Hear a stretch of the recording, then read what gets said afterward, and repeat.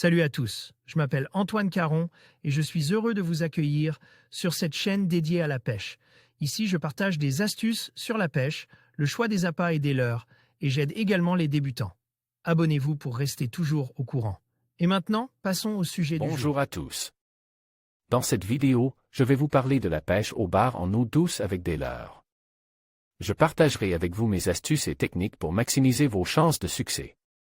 Que vous soyez débutant ou pêcheur expérimenté, vous découvrirez des conseils pratiques pour choisir vos leurres et les utiliser efficacement. Restez avec moi pour explorer ensemble les meilleures stratégies pour attraper ce poisson fascinant. C'est parti!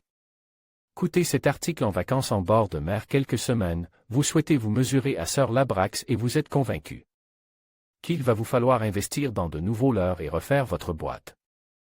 Si certains, notamment en termes de couleur, sont peut-être plus adaptés au milieu que vous allez pêcher, vos leurres habituels feront parfaitement l'affaire.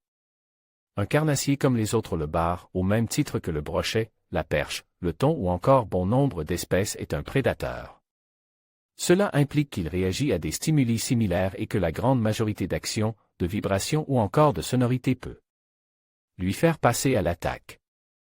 Si la présentation et l'évolution d'un leurre peuvent être déterminantes pour capturer certaines espèces, il est en revanche peu probable que certaines vibrations et des types de leurres soient rédhibitoires.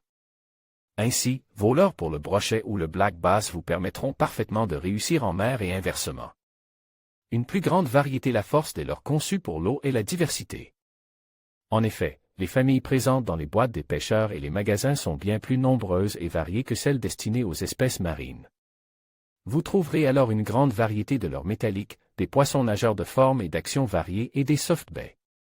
Tout aussi étranges que différents. Ainsi, une croc imite parfaitement une écrevisse, mais aussi un crabe. Un spinnerbait symbolise un banc de petits poissons, que ce soit des ablettes ou des sprats, etc. Pour le bar, à l'image du brochet. Tous les leurres fonctionnent, de la surface jusqu'au fond. Vos soins-baies, vos chatterbaies ou encore vos lipless vous permettront de réussir cet été sans avoir à dépenser €1.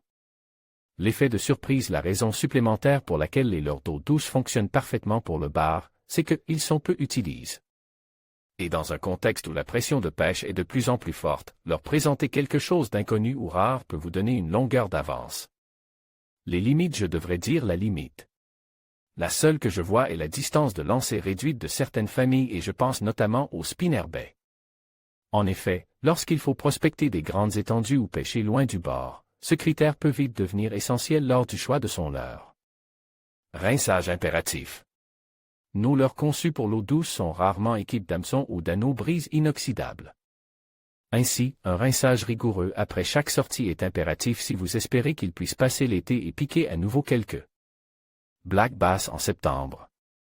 En conclusion, pêcher le bar avec des leurres en eau douce peut s'avérer être une expérience enrichissante et passionnante. En maîtrisant les techniques et en choisissant les bons leurres, vous augmenterez vos chances de succès. N'oubliez pas de respecter l'environnement et les réglementations locales pour préserver nos ressources aquatiques. Alors, préparez votre matériel, sortez au bord de l'eau et profitez de cette belle aventure de pêche. À bientôt pour de nouvelles astuces et conseils.